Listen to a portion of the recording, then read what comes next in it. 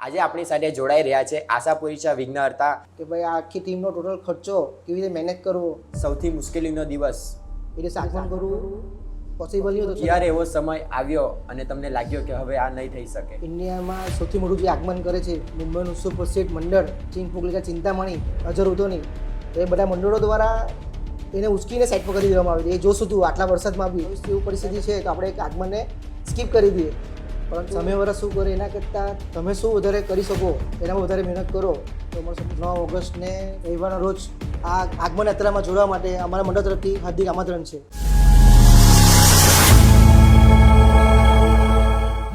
જય ગણેશ મિત્રો, આપ સૌનું સ્વાગત છે એનવીએસ મોરિયાના પોડકાસ્ટના ફર્સ્ટ એપિસોડમાં. આજે આપણી સાથે જોડાઈ રહ્યા છે આશાપુરી વિઘ્નહર્તાના મેઇન અધ્યક્ષ માલવ નાયક. તો આપણે એમની સાથે ચર્ચા કરીએ આ વર્ષની તૈયારી કેવી ચાલી રહી છે અને એમને મંડળ વિશે ચર્ચા કરીએ.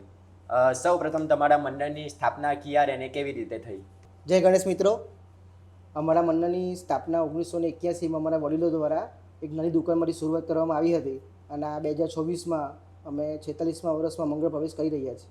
તમને મંડળની જવાબદારી ક્યારે સોંપવામાં આવી? 2012માં સૌ પ્રથમ મને મંડળનો પ્રમુખ બનાવવામાં આવ્યો હતો. ત્યારે હું ખુદ ભણતો હતો અને મારી સાથેના જે કામ કરવાવાળા છોકરા બધા ભણવાવાળા હતા. ત્યારે 2012ના મંડપથી શરૂઆત કરી હતી અને આજે ધીરે ધીરે પ્રગતિ કરતાં અમે આજે એક મોટા મંડળ તરફ જઈ રહ્યા છીએ. નવસારીના ભક્તો જાણે જ છે કે તમે દર વર્ષે નવી થીમ લાવો છો, તો આ વર્ષે શું નવી થીમ લાવી રહ્યા છો? જગન્નાથ મંદિરના સ્ટોરી પર એક થીમ બનાવી રહ્યા છીએ અમે. અને અત્યાર સુધી જે બધી જગન્નાથ મંદિરના થીમ પર જે મૂર્તિ બની છે એના કરતાં નવા કોન્સેપ્ટમાં અમે જઈ રહ્યા છીએ. તમને એનાથી વધારે વિશેષ તો તમને નહીં જણાવી શકું. 9 તારીખે આગમનના દિવસે તમને પૂરેપૂરી માહિતી મળી જશે. આ વર્ષની તૈયારી ક્યારથી શરૂ કરવામાં આવી? વિસર્જનના થોડાક દિવસ પછી તૈયારી ચાલુ થઈ જાય છે મંડળની. એમ તો પરંતુ 21 જાન્યુઆરી ગણેશ જયંતિ આવી હતી ત્યારે બધા મંડળના કાર્યકર્તાઓ અમારી ફર્સ્ટ મિટિંગ ચાલુ થઈ હતી. ત્યારે બધા કાર્યકર્તાઓ અલગ અલગ થીમ પર ચર્ચા કરી હતી અને ત્યારે આ જગન્નાથ ભગવાનની થીમ ફાઇનલ કરીને ત્યાંથી આ થીમની તૈયારી ચાલુ કરી છે. તમારા મંડળમાં કેટલા કાર્યકર્તા છે અને કેવી રીતે કામ કરે છે? આમ તો મારી અંદર 10 જણની ટીમ છે અને 10ને અલગ અલગ કમિટી સોંપવામાં આવી છે. તો બધાને જોઈએ તો કોઈને મૂર્તિની જવાબદારી છે, કોઈને આગમનની જવાબદારી છે, કોઈને મંડપની જવાબદારી, કોઈને વિસર્જનની જવાબદારી છે. બધાની કમિટીમાં એક લીડરની પાછળ 10, 15 જણની કાર્યકર્તાઓ છે.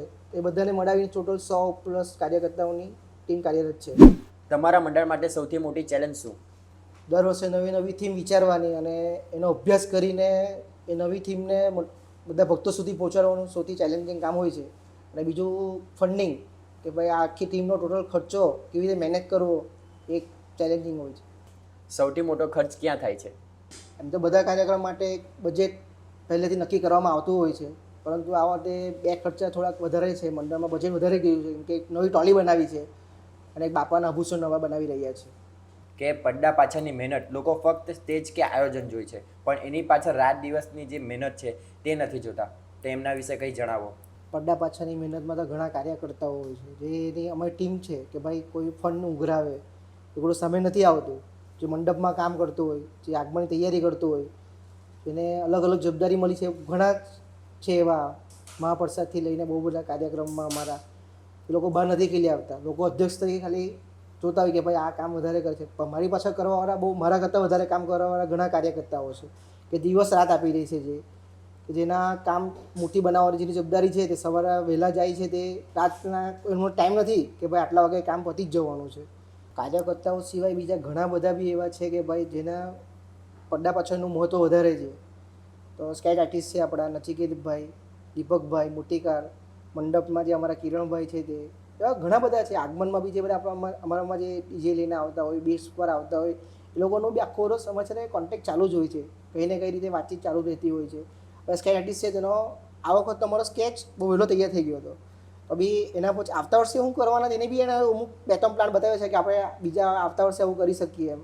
તો દીપકભાઈની વાત કરીએ તો દીપકભાઈ મૂર્તિકાર છે જ, એની સાથેની જે ટીમ છે, દીપકભાઈના જે કારીગર છે એ બી ઘણી મહેનત કરતા હોય છે અંદર. કે ભાઈ જે નાની ડિટેલિંગ આપવાની દીપકભાઈ એમને પૂરેપૂરો ટાઈમ આપવા દે છે. તો દીપકભાઈને તમે જેટલું થેન્ક યુ કહેવાય મંડળ તરફથી એટલું ઓછું કહેવાય છે. કેમ કે આખો સ્કેચને જે પૂરેપૂરું જે કામ આપવું તે દીપકભાઈ વગર પોસિબલ નથી. કે ભાઈ કોઈ બીજું કારીગર અમને એવું કરીએ. જે મૂર્તિકાર કે એની પાસે 150 મૂર્તિ છે, ને 3 મહિના 4 મહિનામાં બધું પૂરું કહો તો બી એક વસ્તુ પર એક દિવસ બગાડવાથી કારીગરને કે ભાઈ તું ડિટેલિંગ આપ, કંઈ વાંધો નહીં, દિવસ બગડે તો એના માટે અમે તો તમારા માધ્યમથી દીપકભાઈને થેન્ક યુ કહેવા માંગીએ. પહેલાં તો એ જે નચિકેતભાઈ છે તે બી અમને કોઈ સ્મૃતિ કાર્ડ ચેન્જ કરવા માટે ના પાડે કે તમે દીપકભાઈ પાસે જ બનાવો, કેમ કે આટલું ડિટેલિંગ જે છે કોઈ તમને ખાલી ફેસ આપશે, કોઈ પીઓપી વાળો કે કોઈ મૂર્તિવાળા, બાકી તમને આખું જે ડિટેલિંગ જે મૂર્તિઓ બેકગ્રાઉન્ડથી લઈને જે એમની આજુબાજુમાં ગાવતું હોય તે દીપકભાઈ વગર પોસિબલ નથી.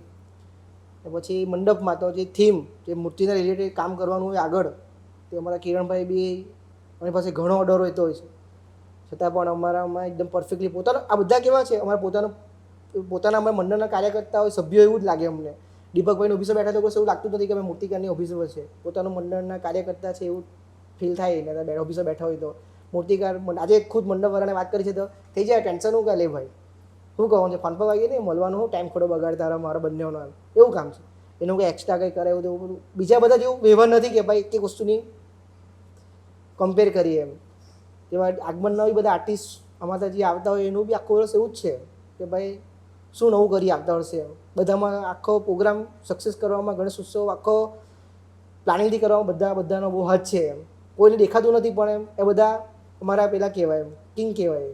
કે લાસ્ટ યર પણ તમે મૂર્તિ અલગ જગ્યાએ બનાવી હતી ને આ વર્ષે બી જાણવામાં આવે છે કે અલગ જગ્યાએ મૂર્તિ બની રહી છે, તેના પાછળનું કંઈ ખાસ રીઝન તો લાસ્ટ ટાઈમ તો ખાલી 45 યર હતું અમારું, જે મારું મેઇન વર્ષ જેવું ગણતા હતા અમે ઘણા વર્ષોથી એમ.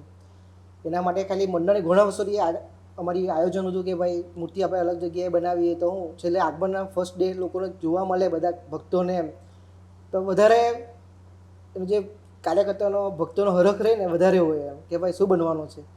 એના ગયા સમય ટાઈગર બનાવેલો, તો ટાઈગરના લીધે મૂર્તિકાર લોકો ટાઈગર જોવા આવતા હતા. તો તેવું અમારે નવું કરવું હતું કંઈ, પણ થોડા દિવસે પ્રશાસનની થોડુંક લિમિટના લીધે અમારો સ્કેચ એન્ડ ટાઈમ પર ચેન્જ કરેલો અમે. દીપકભાઈને રજૂઆત કરી, દીપકભાઈ પહેલાં તો ના પાડતા હતા કે પણ બહુ લોડ થઈ જશે, કિલોમીટર દૂર છે, કેવી રીતે કરું એમ તેમ. અમારો ફર્સ્ટ એક્સપિરિયન્સ હતો એટલે અમે એકચ્યુઅલી આયોજન અમારું 1 વર્ષનું જ હતું કે ભાઈ 45 વર્ષ સુધી કરવું છે, વધારે વર્ષનું એવું કે આ વર્ષે તો કેવું થયું કે પહેલાં તમારી જગ્યા દીપકભાઈના કારખાનામાં બનવાની ઈચ્છા હતી, ત્યાં જ બનાવવાનું એમ. દીપકભાઈ બી કીધું મેં લેટ આવેલો છું ત્યાં જ બનાવો એમ.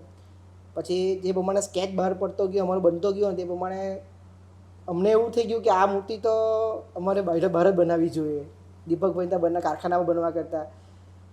ને કેવું હોય કે બહાર મૂર્તિ બનતી હોય ને, તમે આટલા દિવસથી મહેનત કરતા હોય ને, તો એ એક્સપિરિયન્સ તમે લાસ્ટ ટાઈમ જ મળ્યો છે કે જ્યારે અમે ત્યાં દીપકભાઈના કારખાની બહાર પડદો ખોલ્યો, તો જ્યારે પડદો ખોલ્યો ને ત્યારે બધા ભક્તોને જે બૂમ પડતી હતી ને, નારા લાગતા હતા ગણપતિ બાપાના, ત્યારે જે તમારા છેલ્લા દિવસનો જે થાક હતો ને, જે દિવસ સવારથી રાત સુધીની મહેનત હતી ને, તમે બધા કાર્યકર્તાએ એકબીજાની આંખમાં જોઈને જ એમ થઈ ગયું કે નહીં આપણી બધી મહેનત રંગ લાવી દીધી છે આજે એમ. ત્યારે કાર્યકર્તાઓ કહેતા હતા કે આપણે આ વર્ષે બી બનાવશું ભારત, પણ એમ અમારા મંડળના 2-5 જણનું ગણતરી હતી કે ભાઈ નહીં એમ થોડું દીપકભાઈને બી લોડ પડતો છે એમ તેમ, એટલે પહેલાં અમે નહીં બનાવવાના હતા આ વર્ષે તો બહાર. પણ દીપકભાઈને પછી પાછી રજૂઆત કરી અમે, તો જેમ તેમ કરીને માનેલા છે. તો આ વખતે લાસ્ટ ટાઈમ કરતાં વધારે ભક્તોને નવું જોવા મળશે કે જે થીમ છે ને તે બધા કરતાં અલગ છે એમ. જગન્નાથ બહુ ઘણી બધી મૂર્તિ બની ગઈ છે અત્યાર સુધીમાં, પણ આ વર્ષની મૂર્તિ અલગ થીમમાં ને અલગ પ્લાનમાં જોવા મળશે બધાને એમ. તો સેમ ખાલી રીઝન ખાલી સ્કેચના લીધે હતું કે સ્કેચ એવો બનેલો છે ને કે એના લીધે અમને એવું લાગ્યું કે આ મૂર્તિ વધારે બહાર બને તો વધારે ભક્તોને આગમનના દિવસે મજા આવશે જોવાની એમ, નવું જોવા મળશે એમ કંઈ. કે તમને ફેમિલી સપોર્ટ કેવી રીતે મળશે, કે તેમ કે તમે ઘર, મંડળ, નોકરી એ તમે ટાઈમ કેવી રીતે એડજસ્ટ કરો છો? ખુદ મારા ઘરના જેવું સમજ મને કહેતા છે કે ભાઈ તું તો ખાલી ખાવાના સુવા માટે જ આવતો છે, હોટલ નથી આપણી, આ ઘર બહાર છે એમ. કે હમણાં છેલ્લા 2-3 મહિનાથી કઈને મૂર્તિનું કામ ચાલતું હોય, કોઈને રાતના પ્લાનિંગ ચાલતું હોય, કે કોઈને મળવાનું હોય ડીજે માટે, આના માટે, ટ્રસ્ટ માટે, તો ટાઈમ એમાં આખો દિવસ સવારે બહાર ધંધા માટે ને નોકરી માટે બહાર હોય કાર્ય કરતા, રાતના જમીને પાછા આમાં લાગી જતા હોય, રાતના પછી જોવાનો ટાઈમ બી ફિક્સ નહીં હોય, કોઈ 11 વાગી જાય, કોઈ 12, કોઈ 1. લાસ્ટ મૂર્તિનું કામ છે, 1 કોણે કીધા, 2 કોણે કીધા, બરાબર. એટલે ઘણા ફેમિલીનો ઘણો સપોર્ટ હોય છે. કોઈના ગુસ્સામાં કોઈ બોલાઈ જાય તો બી ઘરવાળો સાંભળી તો બી એમ કહેતું નથી કોઈના ઘરથી ભાઈ કે આવું. એ બીજું કે છોકરા કાર્ય કરતા જે ઘરે કામ નહીં કરે ને તે મંડપમાં કરે, સાફ સફાઈ, કચરો વાળવાનો છે, આ થાળ આવ્યો જમીને એને ધોઈ કાઢે કે સફાઈ કરે. એટલે ઘરવાળા જોતા હોય, કોઈના ઘરે બોલતું બી હોય કે આ તો ઘરે કરતો હતો એના કરતાં તો. એટલે ફેમિલીનો સપોર્ટ મંડળમાં એકતા જળવવામાં બી ઘરવાળાનો સપોર્ટ ઘણો હોય છે, અને ઘરવાળાનો સપોર્ટ ઘણો મળતો રહે છે દર વખતે અમારા કાર્યકર્તાઓને. તો જ કાર્યકર્તા આખો દિવસ ટાઈમ આપી શકે ને ધંધા સાથે એને. કે વરસાદ કે કોઈ અન્ય ટેકનિકલ પ્રોબ્લેમ લીધે આગમનમાં કંઈ ફેરફાર કરવામાં આવ્યો હોય તો તમે કંઈ પ્લાન બી જેવું કંઈ રાખો છો? એટલે તૈયારીના ભાગરૂપે પહેલેથી અમે મંડળ તરફથી 2 પ્લાન તો તૈયાર જ હોય છે અમારા, કે ભાઈ આવી રીતે કરશું તો એમાં કંઈ પ્રોબ્લેમ આવે તો બીજી આવી રીતે. એકચ્યુઅલી 2024માં અમારે પ્લાન 3 રીતના બનાવેલા હતા. છેલ્લી ઘડી ત્રીજા પ્લાનમાં અમારે આગમન થયેલું હતું કે વરસાદ એવો હતો કે મારા બંને પ્લાન પ્રમાણે આગમન થઈ શકે એવું જ નહીં હતું, કેમ કે કન્ટેનર પર અમારું આખો ડીજે અને લાઈવ બીટનું સેટઅપ હતું. અમારો આર્ટિસ્ટ લોકો જે બોમ્બે ટ્રેનમાં બી આવી ગયેલા હતા, ઉતરી ગયા ટ્રેનમાં, આવી ગયા નવસારી, કન્ટેનર નવસારી આવી ગયેલું હતું. એના પર ટ્રસ્ટમાં અમારા સુરતથી આવી ગયેલા હતા. પણ કેવું હતું કે એવી રીતના આગમન કરવું પોસિબલ નહીં હતું આટલા વરસાદમાં, કે બાપાને સચવીએ કે ટેલરને સચવીએ. વરસાદમાં બાપાને માટીની મૂર્તિ છે, ટીપું બી પાણી પડે નહીં એવી સુવિધા સાથે અમે આગમન કરવા ઈચ્છતા હતા. તો રાતોરાત જ રાતના 12:30 વાગે તો આર્ટિસ્ટ લોકો જ્યારે બોમ્બેથી આવ્યા ત્યારે અમને એવું લાગી ગયેલું કે આ વરસાદમાં આપણે આ કન્ટેનર સાથે કરવું મુશ્કેલ છે એમ. તો છેલ્લે ઘડી અમે મંડળમાં જે મેન કાર્યકર્તા હાજર જ હતા જગ્યા પર, તો વાતચીત થઈ કે ભાઈ આવી રીતે આપણે આયોજન કરી શકીએ એવું નથી. તો અમે મંડળને વાત કરી કે ભાઈ આવી રીતે આપણે આશાપુરી મંદિર પર સેટઅપ બોક્સ એટલે આપણે સ્ટેજ બનાવીને લાઈવમાં ત્યાં ગોઠવીને બી કેવું હોય તમારો પ્લાન બદલાતા જાય ને તેમ તમારું બજેટ બદલાતું જાય. હવે અમે કન્ટેનરને એડવાન્સ આપેલું હોય, ટ્રસ્ટવાળા આવેલા હોય, એ બધું એડવાન્સ તમે કેન્સલ કરો એટલે તમારું આપણે કોઈ વાર માંગી બી નહીં શકીએ. લોકો બી કોઈ આજે મોટે ભાગે કોઈ આપવા નહીં કરે એડવાન્સ. તો અમારો પ્લાન ચેન્જ થયો રાતોરાત કે ભાઈ અમારે અહીંયા સેટઅપ મારવાનું. એક તો કન્ટેનર પરથી સાઉન્ડ કરીને અમે રાતના 2 વાગે તો ફોન કરી, એક જ ફોને મિત્ર બી એવા હોય ને કે ભાઈ ગણપતિ બાપા કોઈ બી રાતના 2 વાગે સેવા આપવી તૈયાર થઈ જાય. રાતના 2 વાગે ભાઈ ક્યાંથી કેટલા 10-12 કિલોમીટરથી એ તમારું જે આઈસર આવેલું ટેમ્પોમાં સેટઅપ મારવા માટે સાઉન્ડનું, રાતના 2 વાગે ફાઇનલ થયેલું કે ભાઈ હવે આઈસર પર મારવાનો સેટઅપ. 2 વાગે સેટઅપ માર્યો, રાતના સવારે 6 વાગે કામ ચાલ્યું. બીજા દિવસે મોર્નિંગમાં જ અમે જે મંડપવાળાને કામ આપેલું ને એમાં વિજલપુરના છે દીપકભાઈ કરીને, એમણે અમારી હાજરી વગર બી મંડપ એટલો મસ્ત બનાવી દીધેલો, પણ એ કોસ્ટિંગ 15-20 હજાર વધી ગયો અમારું. રાતના ત્યારે સ્ટેશન પરથી એમના અમારા જે બોમ્બેના આર્ટિસ્ટ રોકર્સ બેન્ડ અમારું જે આવેલું બીટ્સ એને ત્યાં લીધા ત્યાં જ અમે ચર્ચા ચાલુ વર્ષે જ થઈ ગયેલી અમારા મંડળના અમુક કાર્યકર્તાઓ છે કે ભાઈ 15-20 હજાર ખર્ચો વધી જાય કંઈ વાંધો નહીં, પણ આપણે આવી રીતે પ્રોગ્રામ કરીએ તો આ સક્સેસ થઈ શકે એવું છે એમ, કે આપણે કરવું તો છે જ, કઈ રીતે કરવાનું છે. તો ત્યારે આ ખાલી ચર્ચા થઈ ને તો જેટલા હજાર હતા ને મંડળના કાર્યકર્તા એમાં કોઈ 2,000 કરી દીધા, કોઈ 1,000 કરી દીધા, કોઈ 5,000 કરી દીધા. તો 15 જણની વાત લીધી પણ 22-23 હજાર રૂપિયા ફાઇનલ મારા ખાતામાં આવી ગયેલા કે તું ટેન્શન નહીં, પૈસાનું નહીં લે, તને જે રીતે હવે અનુકૂળ લાગે તે પ્રમાણે પ્રોગ્રામ કર. તો છેલ્લે એટલા વરસાદમાં અમે ત્યારે એન્ડ ટાઈમ પર મુમેન્ટમાં ત્યાં અમે બીટ્સ રાખેલું આશાપુરી મંદિર પર. એ રીતે આ રીતનું પ્લાન આ વર્ષનું પ્લાનિંગ બી છે કે આ વર્ષે આ દિવસ છે અમારા આગમનના દિવસ. તો અમે કોઈને નડતો રૂપથી એવું નથી ઈચ્છતા. એકચ્યુઅલી પોલીસ સ્ટાફને વધારે ચર્ચા થઈ છે, પણ અમારું 2 પ્લાનિંગ છે આ વર્ષે બી. લાસ્ટ ટાઈમ જે રીતે દીપકભાઈના કારખાનાની બહારથી કરેલું કા શોર્ટમાં અમારા નજીકના કોઈ મેઇન એરિયાના સ્પોટ પર થઈ ગઈ એવી રીતે બી એમ એ મેં હજુ એટલે કોઈ પોસ્ટરમાં મેં લોકેશન નથી પાડ્યું હજુ કે ભાઈ ક્યાંથી આગમન કરવાના. એ આગમનના અઠવાડિયા પહેલાં અમે ડિક્લેર કરીશું કે ભાઈ ક્યાંથી કરવા છે. એટલે પ્લાન તો આવા 2-3 છે મારા કે ક્યાંથી કરવાના, કેવી રીતે કરવાના. એના માટે તમારા માટે સૌથી યાદગાર વર્ષ કયું હતું? 2025 ગણેશ ઉત્સવ, કેમ કે અમારા માટે 45મું વર્ષ બી હતું અને એનએમસી દ્વારા એક ઇકો ફ્રેન્ડલી ગણેશ ઉત્સવની સ્પર્ધા રાખવામાં આવી હતી, તેમાં નવસારી ખાતે ફર્સ્ટ નંબર આવ્યો હતો. એક અમારા માટે યાદગાર ક્ષણ છે. પ્રથમ ક્રમાંક આવવા પાછળની મહેનત કેવી હતી? પ્રથમ ક્રમાંક આવવામાં તો અમારી 3 જણનો ખાસ હાથ છે. તેમાં પહેલો સ્કેચ આર્ટિસ્ટ, પછી દીપકભાઈ મૂર્તિકાર, ત્રીજામાં મંડળના કાર્યકર્તાઓ.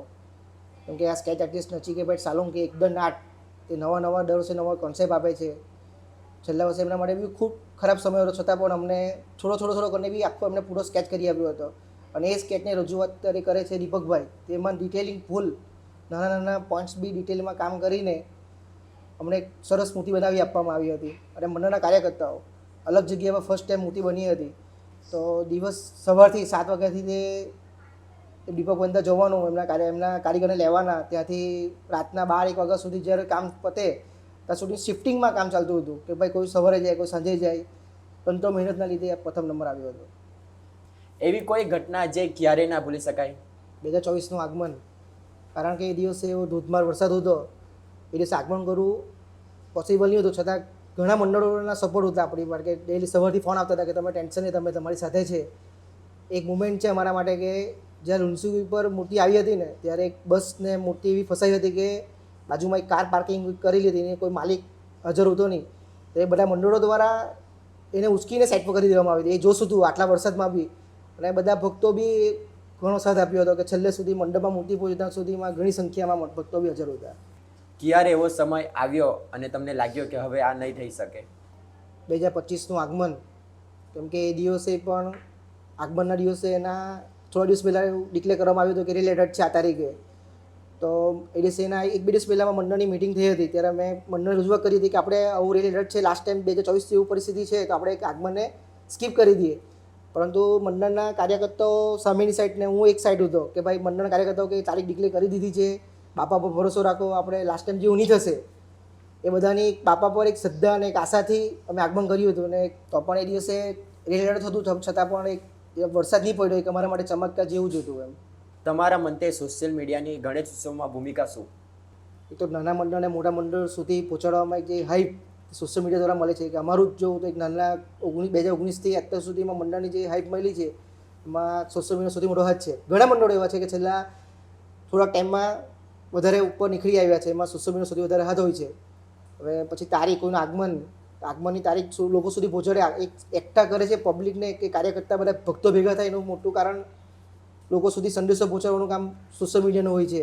બધાની યાદો આગમનથી લઈને વિસર્જન સુધી, મંડપની થીમ બધા સુધી જે પહોંચાડે છે સોશિયલ મીડિયા સૌથી વધારે તાકાત છે. એની ઘણી મુમેન્ટ એવી હોય છે આગમનના દિવસથી લઈને કે ભાઈ મંડપમાં બી એવી મુમેન્ટ થઈ હોય છે, આપણને પોતાને ખબર નથી હોતી કે ભાઈ આ મુમેન્ટ આ ટાઈમ પર એવી થઈ છે, પણ સોશિયલ મીડિયામાં જ્યારે રીલ ફરતા હોય છે, વિડીયો ફરતો હોય છે, ત્યારે આપણને ખબર પડે છે કે ભાઈ આવી મુમેન્ટ પણ આપણા મંડળમાં, આપણા આગમનમાં થઈ હતી.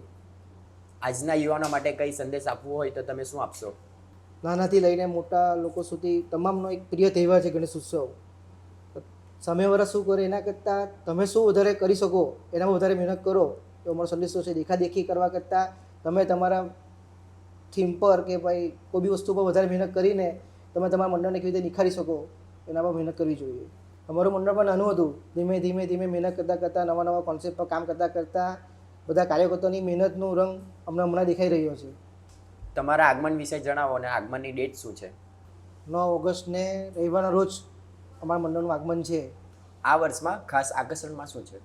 ઇન્ડિયામાં સૌથી મોટું જે આગમન કરે છે મુંબઈનું સુપરસીડ મંડળ ચિંગપુકલિકા ચિંતામણી, તે કોઈને આગમનમાં વધારે રિપીટ નથી કરતું. છેલ્લા 5 વર્ષથી જે એ લોકો રિપીટ કરે છે એવું સુપરસીડ બીટ્સ કે જોગેશ્વરી બીટ્સ, કે છેલ્લા 5 વર્ષથી મુંબઈમાં આગમનમાં ચિંગપુકલિકા ચિંતામણીના આગમનમાં ગુંજવી રહ્યું છે, એવું સુપરસીડ બીટ અમે નવસારી પ્રથમવાર લાવી રહ્યા છીએ. 9 ઓગસ્ટના રવિવારના રોજ બાપા પધારી રહ્યા છે, તો નવસારીના તમામ ગણેશ ભક્તોને પોતાના પરિવાર અને મિત્રો સાથે આ આગમન યાત્રામાં જોડવા માટે અમારા મંડળ તરફથી હાર્દિક આમંત્રણ છે. એકચ્યુઅલી પ્લાનિંગ તો 15 કે 16 ઓગસ્ટનું હતું, પણ 15 ઓગસ્ટ શનિવાર આવતો છે એટલે મંડળને એડજસ્ટમેન્ટ નહીં થતું હતું કાર્યકર્તાઓને. 16 ઓગસ્ટમાં કેવું હતું કે અમે દીપકભાઈનું કહેવાનું હતું કે આ વર્ષે જરાક વહેલી ડિલિવરી મોડો આવ્યો છે, તો એટલું જલ્દી નહીં આવી શકા, તો એમના પ્રમાણે 16 તારીખ અમે આયોજન કરતા હતા. પણ એન્ડ મુમેન્ટ પર અમારા મિટિંગમાં જે અમે આવતી બીટ્સ આવી રહ્યા જોગેશ્વરી બીટ્સ, એમની સાથે કોન્ટેક્ટ કરતા એમનું 16 તારીખે પહેલેથી બોમ્બેમાં જ કોઈ ખેતવાડી કે કોઈ જગ્યા પર એમનું બુક હતું, તો અમારી પાસે 2 તારીખ 9 તારીખ ઓપ્શન હતું. 2 તારીખ દીપકભાઈને બી જલ્દી પડતું હતું, અમારી મૂર્તિ કદાચ રેડી એટલી જલ્દી થઈ જાય એવું અમને બી નહીં લાગતું હતું કે ભાઈ આપણું આયોજન બધું 2 તારીખ પહેલાં થઈ જાય એમ. 9 તારીખ હતી, પણ 9 તારીખ આ દિવસ છે, તો ઘણા લોકોને એવું થયું છે આ દિવસે પ્લાનિંગ કર્યું, પણ એમ મારું 2-3 રીતના પ્લાનિંગ છે આ વર્ષના બી. મેઇન કારણ 9 તારીખ પાવાનું જોગેશ્વરી બીટ છે અમારું, કે અમને બી ને એમને બી અનુકૂળ આવતું છે આ તારીખે. બપોર પર સામનો આ મેઇન આગમન અમારું સાંજ પછીનું જોઈએ છે આશાપુરી મંદિરથી એમ તેમ, તો એના લીધે થોડુંક પ્લાનિંગમાં ચેન્જ એન્ડ મુવમેન્ટ પર કરતા રહેલા છે. તો ચાલો આપણે બ્રોડકાસ્ટના હવે સૌથી કાંઈ ઇન્ટરેસ્ટિંગ વસ્તુ પર ગઈએ, રેપિડ ક્વેશ્ચન.